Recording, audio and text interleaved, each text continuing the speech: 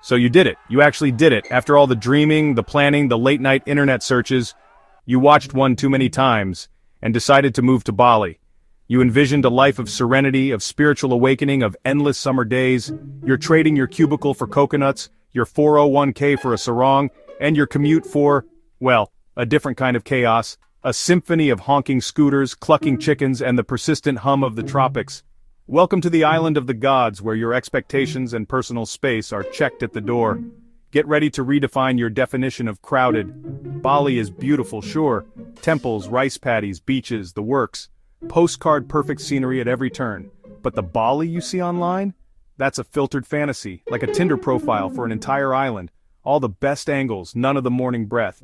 You're here for enlightenment, but you'll mostly find yourself stuck in traffic, sweating through linen and questioning your street food choices. Was that chicken or something else? The pitch escaped the rat race. The reality, you brought it with you, along with every other digital nomad. Now you're just racing rats in a different time zone. You thought you were a trailblazer? Sorry, you're just another person in a bintang tank top searching for Wi-Fi and oat milk. Welcome to the club. This isn't a travel guide, it's an intervention. A dose of reality served with a side of tropical fruit. Moving to Bali won't solve your problems, it'll just give you new, more exotic ones. Think existential dread with a sunset view. Instead of worrying about your credit score, you'll worry about monkeys stealing your iPhone, and possibly your lunch. It's a trade-off first world problems for developing world problems, but with a better view. Power outages become picturesque candlelit dinners, so buckle up. We're diving into the glorious, chaotic, and absurd reality of living in the world's most famous paradise. Prepare for the unexpected. Leave your rose-colored glasses at the airport. Let's get real about Bali. It's time to see beyond the Instagram filters and discover the true heart of this incredible island. You saw the Airbnb photos, those carefully curated images designed to lure you into paradise. Pristine villa, infinity pool shimmering under the tropical sun, and lush jungle views stretching as far as the eye can see. It's the picture of tranquility and luxury. Reality check: your villa is next to a construction site where the sounds of hammering and drilling become your daily soundtrack. Forget about peaceful mornings.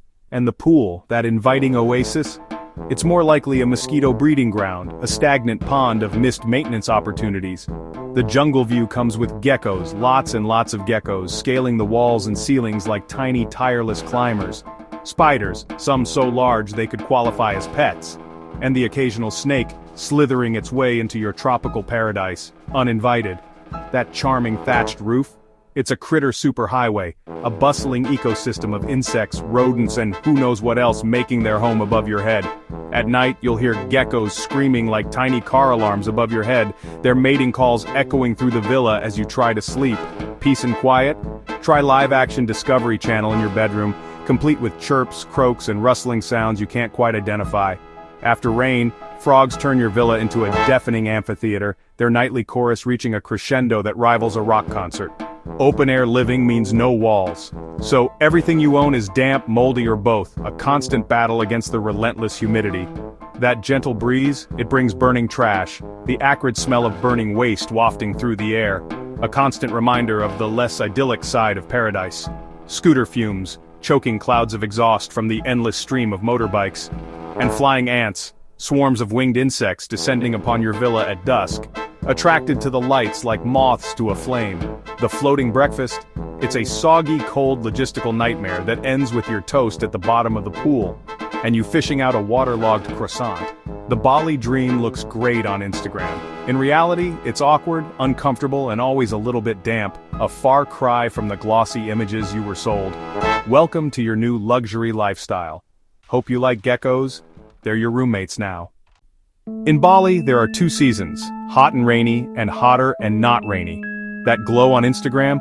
It's sweat, sunscreen, and mosquito repellent layered thick. You'll sweat while eating, sleeping, and even in air conditioning. Humidity is a constant, sticky companion. Your hair will frizz, your clothes will cling, and you'll start planning your day around air-conditioned cafes. Rainy season isn't a drizzle, it's a biblical flood. Roads become rivers, scooters become jet skis, and the power goes out. You're trapped in your villa, listening to rain and geckos, questioning your life choices. The sun? It's an angry laser beam. SPF 50 won't save you. Tourists get boiled, you become nocturnal, scurrying from shade to shade. You'll learn to love the night and hate the midday sun. Bali's weather is relentless, but you adapt, or melt. Forget the tropical glow, it's just survival sweat. Welcome to your new climate reality. Hydrate, hide, repeat. Paradise, right? The food in Bali is incredible, cheap, flavorful, and sometimes dangerous. Nasi goreng for $2? Yes. But that street cart satay could introduce you to Bali belly. Authentic means risky. You're not a real expat until you've spent 48 hours bonding with your toilet. You'll fear ice, avoid salads, and carry charcoal pills everywhere. Craving Western food? It's here, but it'll cost you. That burger is San Francisco priced and probably delivered through a monsoon. Cheese is a luxury item. Prepare for sticker shock. You'll bounce between $2 warangs and $30 avocado toast, judging tourists while hiding your own stash of Oreos. It's a culinary limbo. Authentic adventure versus stomach safety. Every meal is a gamble. Sometimes you win, sometimes you lose. But hey, at least you'll have stories. And maybe a new appreciation for plain rice. Eat bravely, but pack Imodium. Welcome to the real Bali food scene. So you think you've experienced traffic before? You've sat in gridlock, maybe even dealt with rush hour in a major city? Well, Bali is about to redefine your understanding of the word. Bali will humble you. Prepare to have your perceptions challenged. Intersections aren't just crossings, they are a swirling vortex of chaos. Scooters, a seemingly endless stream of them, cars, vying for space in a delicate dance of metal, dogs, chickens, casually strolling across the road, adding an extra layer of unpredictability, and entire families, sometimes 4 or 5 people, all balanced precariously on one bike. Traffic lights? Well, they're more like gentle suggestions, open to interpretation. Lanes are purely imaginary, figments of your overactive imagination, and horns. They mean everything: a greeting, a warning, a declaration of intent, or just a random expression of emotion. Your scooter is about to become your new best friend, your trusty steed in this urban jungle, and simultaneously, your worst enemy, a constant source of both freedom and anxiety. At first you're absolutely terrified. Every ride feels like a near-death experience. But soon, surprisingly soon, you're weaving through traffic with a newfound confidence. Groceries precariously balanced between your feet, phone casually held in one hand. You'll inevitably earn a Bali kiss. That telltale exhaust pipe burn emblazoned on your leg, a badge of honor for surviving the Bali roads. You'll eat dust, copious amounts of it, drive with your mouth firmly closed to avoid ingesting half the island, and blow black soot, the charming byproduct of countless exhaust fumes, out of your nose every night. And when it rains, which it often does, the roads transform into treacherous slip and slides, testing your reflexes and your faith in physics. Scooters wipe out in slow motion, a ballet of unintentional dismounts. Locals, bless their hearts, will offer you shortcuts, but trust me, don't trust them. You'll inevitably end up lost, hopelessly lost in a rice paddy, covered head to toe in mud, questioning every single one of your life choices that led you to this moment. But hey, look on the bright side, at least you're not stuck in traffic. You're having an adventure. Embrace the chaos. Bali traffic is a relentless test of your nerves, pushing you to your absolute limit, patience, requiring an almost superhuman level of it, and balance, both physical and mental. So, love your helmet, cherish it, you'll absolutely need it. Every ride is a story waiting to be told, a unique and unforgettable experience. And sometimes, just sometimes, survival itself is the best souvenir you could possibly ask for. Welcome to the real, unfiltered, and utterly insane Bali commute. Hold on tight because you're in for a ride. The digital nomad dream? It's mostly a myth. Forget hammocks on the beach. It's crowded co-working spaces full of linen-clad crypto bros.